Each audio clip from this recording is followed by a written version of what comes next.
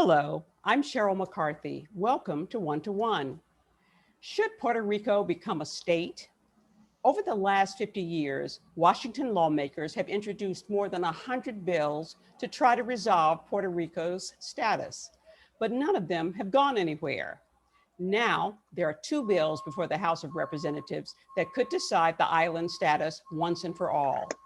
Is Congress finally ready to make Puerto Rico a state? And if so, how would that benefit the island? Yurimar Bonilla is a professor of anthropology and Puerto Rican studies at Hunter College and the CUNY Graduate Center, and interim director of Hunter's Center for Puerto Rican Studies. Welcome. Thank you. Thanks for having me. So, why, as I've said before, the Puerto Rican statehood issue has come up many, many times over the years. Why is it coming up right now? Well, there are currently two bills before Congress.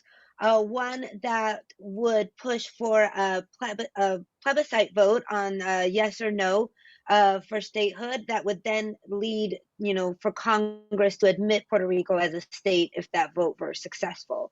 That vote is being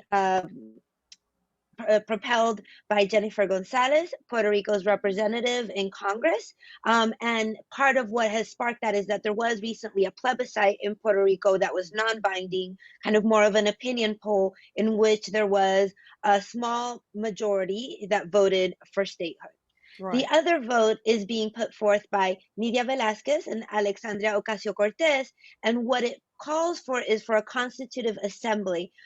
So giving the opportunity for there to be educational campaigns in Puerto Rico about what each status option would imply, including statehood. Would statehood come with any economic packages to change Puerto Rico's economic situation? Would it accompany any other economic assistance? How would it transform the island? What would independence mean? Would it come with dual citizenship? Would it also come with any kind of reparations? And also, what are other forms that might be neither independence nor statehood, but that could still be constitutional? Because part of what is sparking all of this is that Puerto Rico's current status has been increasingly recognized as not a form of self-governance, as not constitutional, as not fully in compliance with international law. So that's been part of what has sparked this debate, along with the increased importance of Puerto Rico in public debate since Hurricane Maria, which for a lot of people was a kind of eye-opening moment for realizing that there was this island of US citizens that weren't full citizens or didn't have full access to rights. And so I think in the general public, there's a greater awareness and possibly a possibility of actually having true change in this moment, which has not been possible before.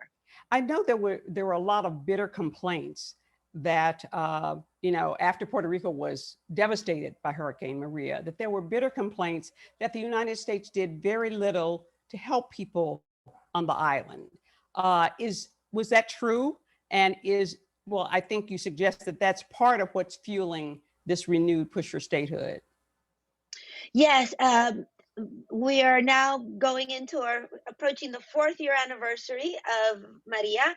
And, there are still homes that are unrepaired, streetlights that are unrepaired, and particularly folks who live in vulnerable areas, that are prone to flooding, etc. I was just talking to a colleague yesterday telling me about communities where people still keep their valuable clothing, etc., in the trunks of their car because they don't have safe and dry space in their homes. So absolutely, there has not been the rebuilding that was promised, and not too long ago, a couple of weeks ago, a report was released that showed that the Trump administration had really deterred the release of funds to a point that it might have produced either 2 or 3 years of delay in the rebuilding that we need. And so, for some folks, this is rooted in Puerto Rico's colonial relationship, and they suggest that if we had full statehood, or if we were independent, because that's another community that points to these problems, that we might have a different experience after a disaster that might respond better to our needs. Now, Puerto Rico it's a territory of the United States. Is that correct? Yes, it's an unincorporated territory. Okay. And the unincorporated part is important because this is the unincorporated territories was a category that was created specifically in the moment when Puerto Rico and the Philippines were acquired to create a distinction between the territories that were being acquired, like Oklahoma, Texas, New Mexico, that were imagined as being on the pathway to statehood, that were acquired with the intent of becoming part of the state, and these other territories that were never meant to be states, that were acquired as colonies and were meant to stay as colonies, as as the legal precedent states, they belong to the United States, but they are not a part of Part the of the United United States. They States. are property. So, what does it mean to be a territory of the United States in terms of what Puerto Ricans' rights are in regard to the United States? What rights Well, do they have? What don't they have? so we have US passports, which is possibly kind of what most matters to people in a sense, because that gives us the liberty to enter and exit not just from the United States, but from all the countries where a US passport gives you free access, right? So they At are least U.S. before They are COVID. U.S. They are U.S. citizens. Well, we have citizenship, but that citizenship does not guarantee the full sets of rights that citizens in the United States enjoy. And so this was one of the historic debates. Does the Constitution follow the flag? So once the United States plants its flag in a territory and acquires it as colonial territory, do all the rights of citizens apply? And the answer is no. Okay. So we have passports and we have access to certain federal programs, but not to others. So we don't have the full schema of rights. And when this has been debated in the courts, and folks have brought lawsuits saying this is discriminatory and racist, against Puerto Rican people, the answer is it is not discriminatory against the people, but against a place, against a space. And Mm-hmm. so if you live in Puerto Rico, you can't vote for the president. You can't have certain social security benefits. There are certain things that you simply, don't get. But that very same person moves to any of the 50 states and acquires those rights. And Okay. so, because of that, the argument has been made that it's not discriminatory against Puerto Ricans, but against the territory of Puerto Rico. Of course, Interesting. who lives disproportionately in the territory of Puerto Rico are Puerto Ricans, right? So. We talked about some of the things that Puerto Rico gets as a result of being, a territory of the United States. Does it qualify for FEMA assistance? Yes. Supposed to? Okay. Okay. I remember, I was in Puerto Rico maybe about 28, 30 years ago, and I assume things have changed. But one thing that really struck me walking down the streets, the sidewalks, driving the streets of San Juan or around, how torn up the sidewalks were, how torn up some of the streets were. I'm talking about the infrastructure, so the basic infrastructure. And sort of like, so does the United States, is the United States supposed to pay for those? Is it responsible for the infrastructure not being in a good state? So this is first of all, this question of, when you walk around Puerto Rico or drive around Puerto Rico and see potholes, street lights that aren't working, buildings that are boarded up, it's hard to say what of that is a product of Hurricane Maria, or of the earthquakes that followed, or of the economic crisis that preceded it, Well, or of a kind but of this was longer. 30 years ago, and those were the Exactly. conditions. Yeah. Exactly. So that's what I'm saying. Like when you go around now, it's hard to know what are those longer legacies, right?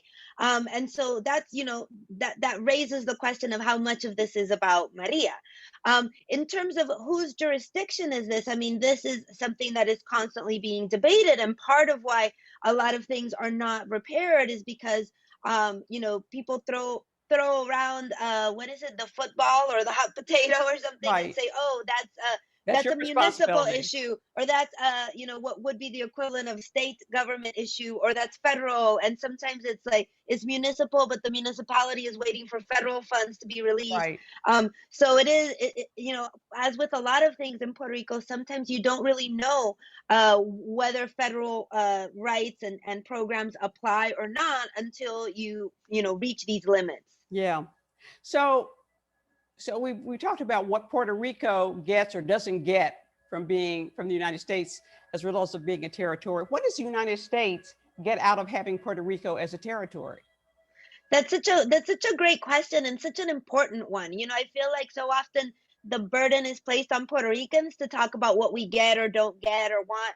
And you know, I really hope that in this conversation that is opening up about Puerto Rico's future, we also have a larger conversation about the United States as an empire and why it has acquired territories, why it placed them on this path and blocked them from having statehood from the start. You know, so And your uh, argument is that basically Puerto Rico is a colony of the United States, right? yes, yes, Which means yes, it that, is. It is a colony. It which is a means that territory the without United States self-governance.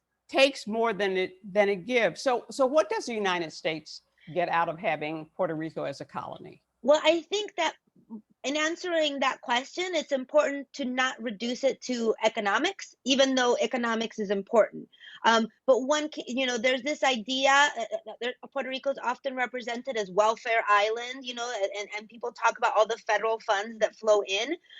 But a lot of those federal funds, for example, Social Security benefits, are paid by Puerto Ricans, you know, are put by Puerto Ricans into the US Treasury and then they come back, right? So that's, you know, that's one question about the federal funds that flow in.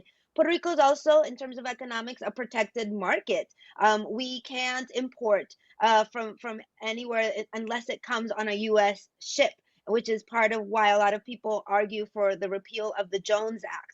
So you know, and if you drive around Puerto Rico, you'll see we have disproportionately Walmart, Walgreens, Burger King, like all these U.S. companies and franchises have operations here and have some of their most high yielding franchises here. Not too long ago, the CEO of Baskin Robbins was in Puerto Rico because the most revenue producing Baskin Robbins is in Guaynabo, Puerto Rico. So Right. that's the economic side. But It's beyond sort of the like economic side, it's sort of like Great Britain and the colonies and the Boston Tea Party because they were only allowed we being forced to buy British tea, which is why we right, wound up right. dumping it in the Right. river. But I caution on making it strictly an economic analysis because in addition to the economics, what does it mean to have a population that is part of you but not fully covered by your constitution, not subject to minimum wage, not subject to all the environmental protections, right? So it's a great place, you know, or at least it's billed as a great place for U.S. companies to set up because they can stamp made in the USA on their products without paying minimum wage or being subject to the same federal regulations. And it's also been a site of experimentation with things like birth control procedures, and it's also been a site of military experimentation. There were many military bases that were set up here in which, you know, different kind of chemical agents were used and experimented on. So it's been a space where the United States can operate kind of in violation of its own constitution and set of principles. So Hmm. that's what happens when you have something that belongs to you but is not part of you, you Right, know? right, right. Um, we talked a little about the physical conditions of the island after Hurricane Maria, but in terms of other conditions there, and I picked up, you know, was reading 40% unemployment currently, very high unemployment right now. You mentioned the homes that were destroyed. So many people have left the island after Hurricane Maria and come to, you know, it's just been depopulated to a certain extent. I was reading at some point that like half of the public schools had closed. Um, and Puerto Rico was already struggling under a huge debt going back to 2008. Where did that debt come from? What caused that? Was it just corruption, poor management? What was that about? A mix of things, of course. The debt started to accrue after the U.S. Removed certain tax incentives that had operated for U.S. companies in Puerto Rico, and so from the start, many had argued that that was not sustainable for Puerto Rico in the long term. And so then, once those tax incentives are removed, many companies started to leave, and a lot of the funds that that the Puerto Rican government counted on started to disappear. So the Puerto Rican government started to borrow more heavily, and at the same time, Wall Street, Puerto Rico was irresistible to investors because it was triple tax exempt, which meant that investors got great revenues on their investment because they didn't have to pay taxes municipal level or state level or Right, federal level. right, And so it was Wall Street created, much like it was involved in the housing bubble, it created a kind of debt bubble for Puerto Rico, and really allowed an unsustainable amount of debt to accrue. And then at the same time, there was also corruption, mismanagement, as there are in many government, institutions across the United States. right. What kind of politically, I mean, Puerto Rico has its own governor, it has its own legislative bodies. So, what kind of control does the United States have over laws, policies? I mean, what kind of control does the president? What kind of control does our Congress have over what Puerto Rico can or can't do? So we have self-government, but only to the extent that it doesn't rub up against federal laws.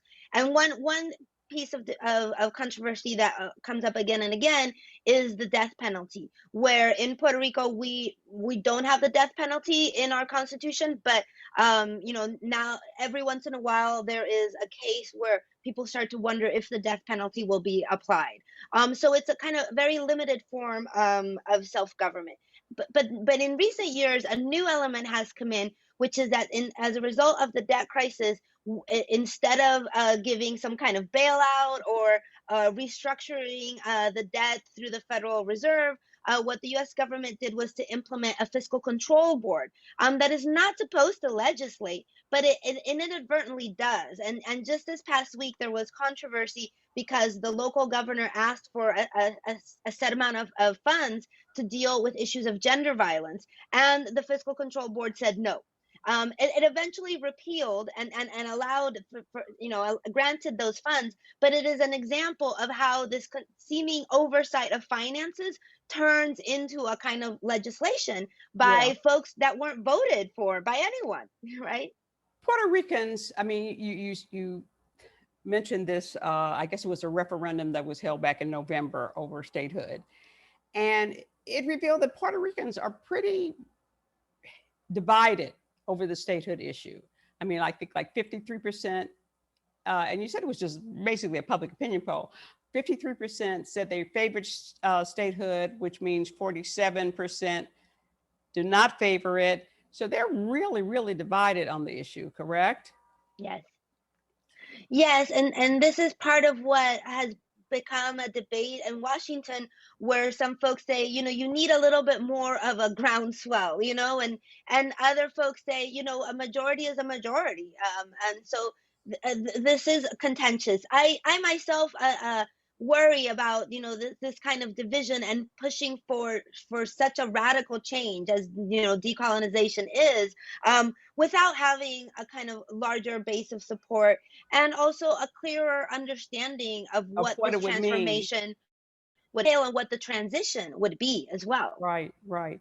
So what's the argument in favor of, what are the arguments in favor of statehood, and what's the argument against statehood? I think the argument both against and in favor is, first of all, that Puerto Rico is a colony. And so I think in that sense, there is a large majority, a really significant majority of people who agree, and that the current situation has to change and that there needs to be some sort of decolonization.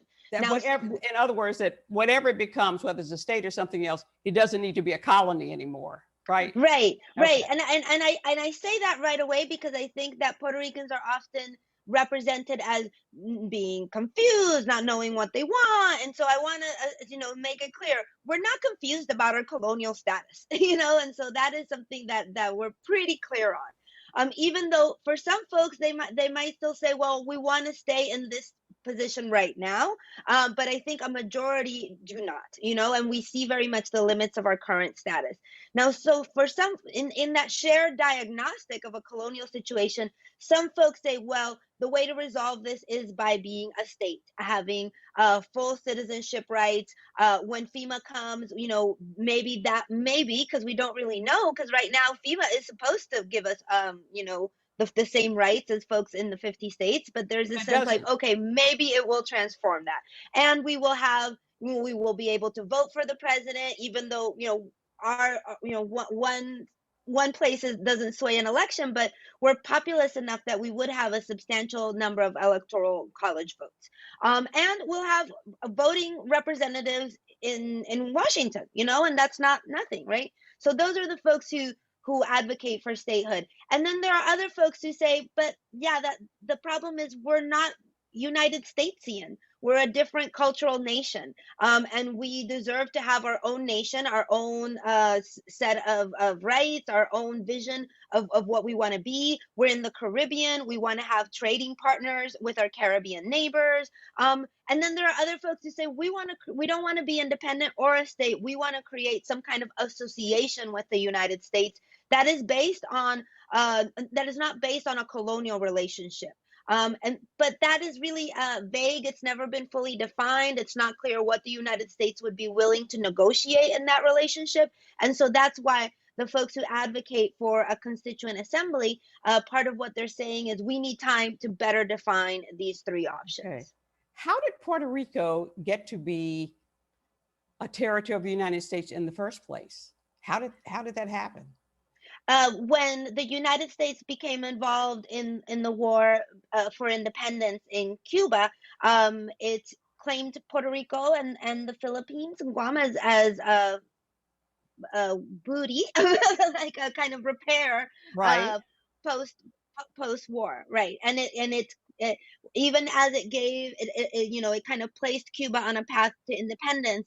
It placed Puerto Rico and the Philippines on a path to colonial status. Hmm. Eventually, in the Philippines, there first of all there was a significant amount of revolt against the U.S. presence, but there was also a sense in the United States that the Philippines were too ethnically and racially different to be part of the United States. And the same argument was made about Puerto Rico, where we were described as belonging to an alien race, and not being fit for being integrated into the nation. This was a time when there was a lot of fear about miscegenation and racial blending and eugenics thinking, right? And Right. so the racial and cultural difference of these places was always a concern and part of why they weren't placed as on the path to statehood. And it's a question whether those concerns have been eliminated or not.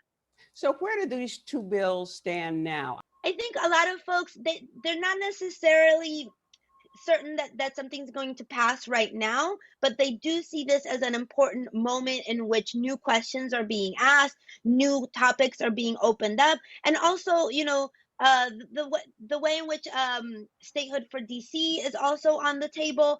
In some ways is problematic. The conflation of decolonization for colonial territories with statehood for a district that's not really a colony, that's problematic. But I think the kind of general openness to rethinking what the United States is Hmm. important. But what I would say is that when thinking about decolonization, we can't just think about decolonizing Puerto Rico. We have to think about decolonizing the United States, because the United States is the empire, right? And Right. so what is the United States going to do with its other territories, with the Virgin Islands, with Samoa, with Guam? Is it ready to really deal with its own history as an empire that has placed different territories in a colonial Right. relationship? Is um it and, is it and ready? Is it ready to de-empire? In other words. yes, yes, exactly, the empire. I might start using that. What do you see as the biggest challenges facing Puerto Rico right now? And what would you like to see happen? I think the biggest challenge right now is maybe the accumulation of challenges, the inability to pull something out. A lot of people talk about the need to recover from Maria, but as you said, when you visited here so many years ago, there was already a lot that was troubling in the landscape, right? And so I think it's the ability to kind of are coherently package all of those problems into one single issue that could be resolved with the brush of a pen stroke, right? Right. So it's complicated to put it lightly, but at the same time I feel that it's something that's really positive is that since Maria and also 2 years ago we had a big social movement to force our governor to resign, and so there's been like a series of social movements that have bubbled up, and that have been creating the opportunity to have new conversations. And there's this feeling that change, that our history has suddenly accelerated. For decades and decades, we were stuck in this colonial relationship that we barely even talked about. And so, in the past decade or so, the ability to talk about our colonial status has really opened up. The ability of US politicians to take it seriously and to express an opinion about it is something that is radically different from what it was before. So I do think that even though we have this accumulation of challenges, we do have an opportunity of dialogue and transformation. And that's part of what I'm hoping as the incoming director of the Center for Puerto Rican Studies. One of the first things I want to do is to create a study group around decolonization so that we can think more about these issues, put them in relationship to what is happening in other parts of the world and among other populations in the United States, so we can think about how to de-emperor and the The empire in the empire. United States. Yes. Okay, well, this is a very informative conversation because I had not thought in terms of that it's not just an issue of statehood, but an issue of decolonizing Puerto Rico. And I think a lot of people probably don't think of Puerto Rico as a colony. So thank you very much for your insights into this issue. I'm afraid we're out of time. I'd like to thank Yarimar Bonilla, Professor of Anthropology and Puerto Rican Studies at Hunter College and the CUNY Graduate Center, and the Interim Director of the Center for Puerto Rican Studies at Hunter, for joining me today. Also, to learn more about our upcoming shows, be sure to follow us on Twitter at One2One CUNY TV. For the City University of New York and One2One, I'm Cheryl McCarthy.